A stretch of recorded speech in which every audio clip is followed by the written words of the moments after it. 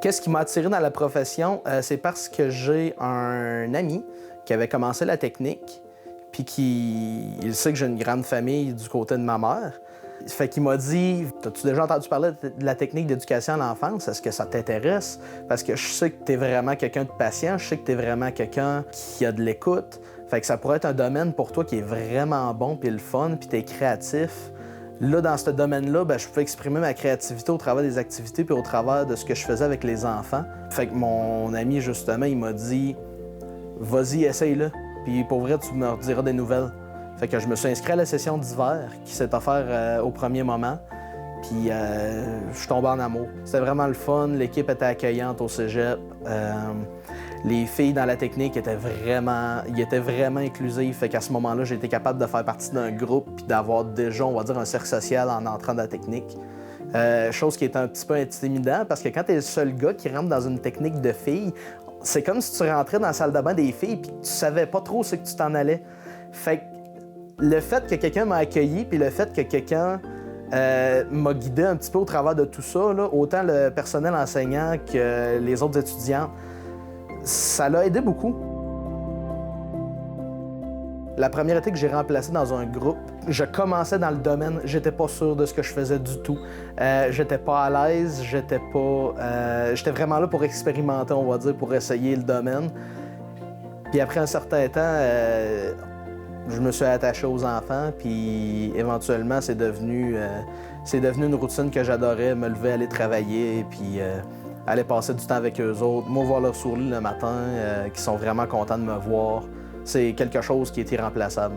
Puis c'est quelque chose que dans n'importe quel autre métier, j'ai pas l'impression que j'ai déjà eu. Tiens.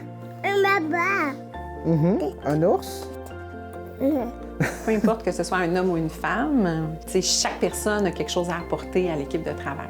Mais au-delà de ça, moi, ce que je trouve que ça apporte, en fait, c'est l'image que ça projette. Dans le fond, on a beau dire aux enfants bien des choses, mais moi, je dis toujours qu'une image, ça vaut 1000 mots. Fait que c'est un exemple de voir qu'un homme, ça peut autant qu'une femme s'occuper des enfants puis être dans son élément. En fait, d'avoir un homme dans une équipe de travail, ça a plein d'avantages. Ça apporte une dynamique différente dans le CPE. Ça se sent, c'est palpable. C'est un homme, ça apporte une approche beaucoup moins maternante, en fait, que les filles. C'est une approche qui est plus basée dans l'action, mais en même temps, c'est empreint de douceur aussi. Sinon aussi, qu'est-ce qu'un homme va apporter de différent dans le domaine, c'est vraiment la prise de décision, la prise de risque. Si, admettons, un enfant veut essayer quelque chose, il veut expérimenter quelque chose, bien souvent, je vais lui sortir le matériel qu'il lui faut pour qu'il expérimente, si c'est pas dangereux, bien sûr, parce qu'il faut aussi assurer la sécurité. Mais si jamais c'est quelque chose de pas dangereux, je vais lui sortir le matériel puis essaye-le. Ça peut arriver qu'il y ait un échec, ça peut arriver qu'il tombe, ça peut arriver qu'il y ait un petit bobo. Mais c'est tout le temps un risque calculé, puis si jamais le risque est trop grand, je vais faire « non, on va débarquer de là, ça fonctionne pas, tu vas tomber, tu vas te faire vraiment mal ». Mais si c'est un petit risque, moi, bien souvent, je vais le laisser faire parce que je trouve que c'est important de prendre des risques des fois dans la vie, puis d'en apprendre. Puis moi, je pense que l'échec, ça permet à une personne d'en apprendre un petit peu plus sur elle-même. C'est quoi ses capacités, c'est quoi ses limites, c'est quoi ses forces. C'est quelque chose que je trouve qui est important à l'enfant d'expérimenter.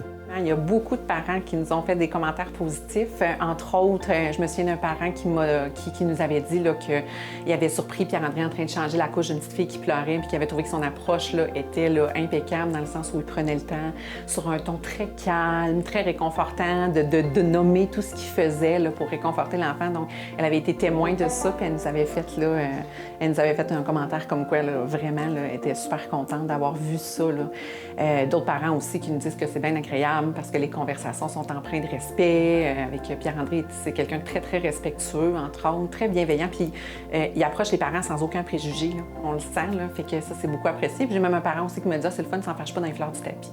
Quand il s'adresse à un parent, c'est beaucoup plus de façon directe. C'est une conversation qui est franche, donc c'est quelque chose qui est très apprécié. Puis je pense que c'est bon d'avoir un homme dans une équipe parce que plus il va y avoir d'hommes dans nos équipes de travail, plus ça va faire en sorte qu'il va y avoir de plus en plus d'inscriptions en fait, au cégep, qu'il va y avoir de plus en plus de gars qui vont avoir le goût de venir travailler dans nos milieux. C'est quelque chose que je suis fier d'avoir fait dans mon parcours, d'avoir essayé le domaine.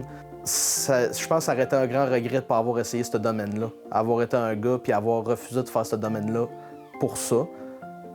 Parce que l'expérience est incroyable. Bravo!